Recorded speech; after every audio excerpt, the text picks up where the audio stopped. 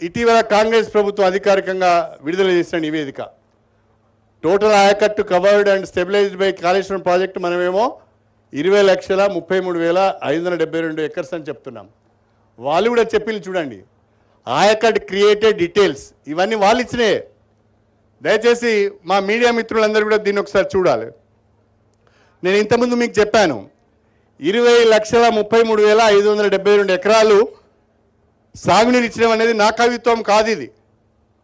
ఇది రాష్ట్ర ప్రభుత్వం అసెంబ్లీలో పెట్టిన నివేదిక ఆధారంగా మాత్రమే, ఆ స్లైడ్ మాత్రమే ఇక్కడ మీకు చూపిస్తున్నాను. ఇది మీకు ఇరిగేషన్ పైన జరిగిన చర్చలో వాళ్ళు ఇచ్చిన పవర్ పాయింట్ ప్రజెంటేషన్లో ఈ స్లైడ్ ఉన్నది అని చెప్పి నేను మీ అందరికి కూడా సవినయంగా తెలియజేస్తున్నాను. నెక్స్ట్, ఇక కొత్తగా ఆయకట్టు ఏమి రాలేదు అని కాంగ్రెస్ పార్టీ వాళ్ళు చాలా మాటలు మాట్లాడుతున్నారు. ఒకసారి చూడండి. 1956లో ఉమ్మడి ఆంధ్రప్రదేశ్ ఏర్పడ్డది.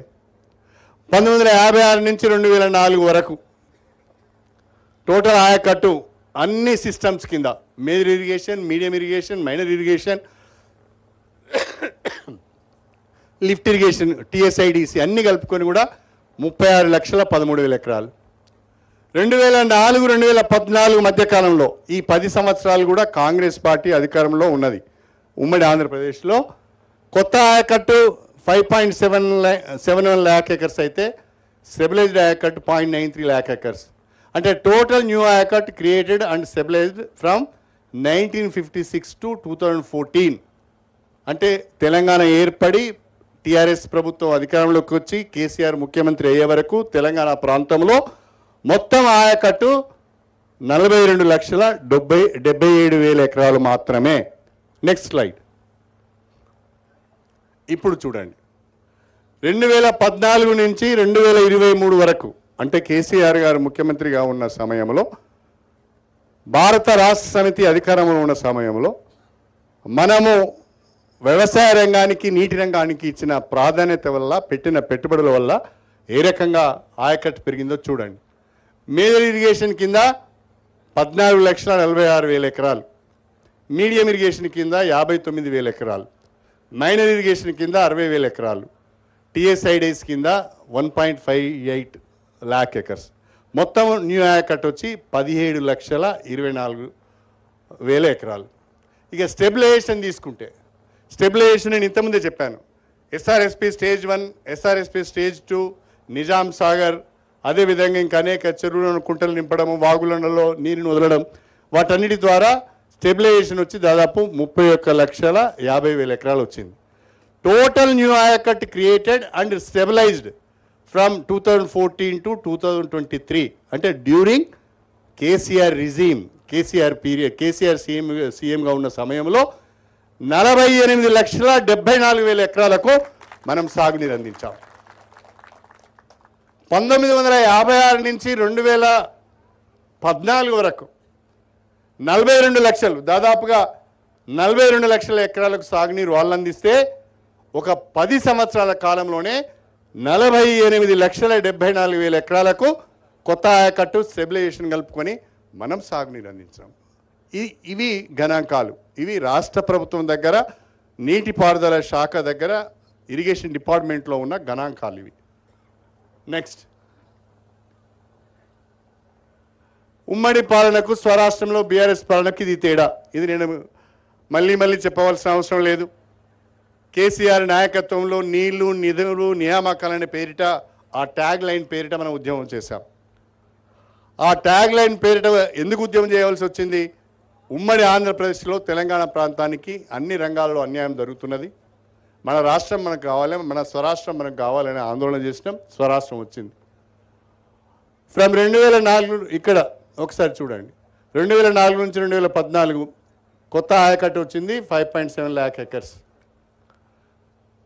స్టెబిలైజ్ అయింది 0.93. అంటే మొత్తంగా 2004 నుంచి 2014 10 సంవత్సరాల కాంగ్రెస్ పార్టీ ప్రభుత్వంలో 6,64,000 ఎకరాలు మాత్రమే సాగునీరు వచ్చింది. నేను ఇంతకుముందే చెప్పినట్టుగా 2014 నుంచి 2023 వరకు 48,74,000 ఎకరాలకు కొత్త ఆయకట్టు కావచ్చు, స్టెబిలైజేషన్ కావచ్చు, మనము సాగునీరు అందించాం. ఎంత తేడా ఉందో దయచేసి ఆలోచించండి. ఎన్ని టర్మ్స్, దాదాపుగా 8 టైమ్స్. 6,64,000 48 లక్షలు అంటే దాదాపుగా 8 టైమ్స్ మనము ఇరిగేషన్ పొటెన్షియల్ను పెంచాం. నెక్స్ట్, ఇక ఇవన్నీ మన రిజర్వాయర్లు. ఇది మిడ్ మానేర్ రిజర్వాయర్. ఒకప్పుడు చుక్క నీళ్ళు ఉండేది కాదు. కొత్తగా బ్రహ్మాండంగా మిడ్ మానేర్ని కట్టుకున్నాం. కాళేశ్వరం జలాలతో నిండు కుండల మిడ్ మానేర్ ఏ రకంగా ఉందో మీరు చూడవచ్చు. నెక్స్ట్, లక్ష్మీ బ్యారేజ్ మేడిగడ్డ మనం పోయొచ్చాం. దురదృష్టము కొన్ని కారణాల వల్ల మేడిగడ్డ బ్యారేజ్లో 1-2 పిల్లర్స్ కుంగినాయి. ఇప్పుడు అక్కడ ఉన్న నీటినంతా కూడా కిందికి వదిలిపెట్టారు. అక్కడ నీటి చుక్కలేదు ఇప్పుడు. నెక్స్ట్, ఇది కూడా pump houses, Lakshmi barrage pump houses. Next, ఇది అన్నారం బ్యారేజ్. ఇప్పుడు మనం చూసింది ఇది అన్నారం మన ఇక్కడే ఉంది. మనం అన్నారం బ్యారేజ్ దగ్గరనే ఉన్నాం ఇప్పుడు. దానికి సరస్వతి బ్యారేజ్ అని కూడా పేరు పెట్టుకున్నాం. నెక్స్ట్, ఇవన్నీ కూడా అన్నారం బ్యారేజ్కి సంబంధించిన పంప్ హౌజెస్. నెక్స్ట్, ఇది Sundilla Parvati barrage.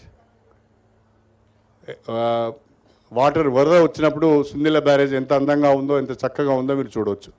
Next, pump houses. ఇవి మళ్ళీ సుందిల్లకు సంబంధించిన pump houses. Nandi pump house.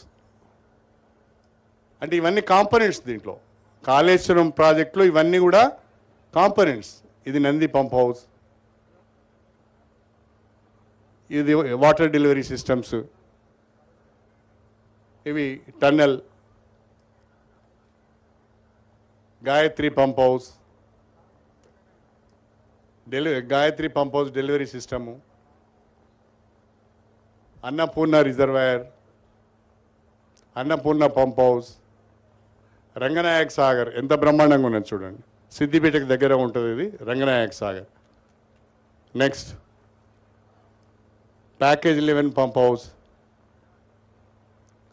Mallanna Sagar ఇది 50 టీఎంసీలను నిల్వ చేసే మల్లన్న సాగర్. ఇది ఎత్తైన, ఒక మాటలో చెప్పాలంటే తెలంగాణలోనే ఎత్తైన ప్రాంతంలో నిర్మాణం చేసిన రిజర్వాయర్ మల్లన్న సాగర్. మల్లన్న సాగర్ నుంచి తెలంగాణ నలుమూలలో కూడా సాగునీరు ఇవ్వచ్చు, త్రాగునీరు ఇవ్వచ్చు. నెక్స్ట్, ఇది అదే మల్లన్న సాగర్ పంప్ హౌస్. ఇది same delivery systems. Gravity canals. ఇది కూడా గ్రావిటీ కెనాల్. కొండపోచమ్మ సాగర్. ఇది Akkaram pump house, Markook pump house, Kondapochamma delivery system. ఇంత బ్రహ్మాండమైన నెట్వర్క్ను కాళేశ్వరం ప్రాజెక్ట్ కింద మనం డెవలప్ చేయడం జరిగింది. కాళేశ్వరం ప్రాజెక్టు తెలంగాణ ప్రాంతానికి వరప్రదాయిని అని చెప్పడంలో ఎలాంటి సందేహం లేదు. 18 లక్షల కొత్త ఆయకట్టుతో పాటు మరొక 17 లక్షల ఆయకట్టు స్టెబిలైజ్ చేయడానికి దాదాపుగా 38 లక్షల ఎకరాలకు తెలంగాణలో సాగునీరు అందించే విధంగా ఈ బృహత్తరమైన కాళేశ్వరం ప్రాజెక్టును రూపకల్పన చేయడం జరిగింది. కాళేశ్వరం ప్రాజెక్టులో నేను ఇంతకుముందు చెప్పినట్టుగా 3 రిజర్వాయర్లలో మేడిగడ్డ రిజర్వాయర్ ఒక కాంపోనెంట్ మాత్రమే. కాళేశ్వరం ప్రాజెక్టులో అనేక కాంపోనెంట్స్ ఉన్నాయి. అందులో మన మేడిగడ్డ ఒక కాంపోనెంట్ మాత్రమే. ఒక కాంపోనెంట్లో డిఫెక్ట్ ఉన్నదని చెప్పి మొత్తం కాళేశ్వరం ప్రాజెక్టు పనికిరాదని మాట్లాడడం ఇది కాంగ్రెస్ పార్టీ యొక్క దివాలా కోరు రాజకీయాలకు ఉదాహరణ అని చెప్పి ఈ సందర్భంగా నేను గుర్తు చేస్తున్నాను.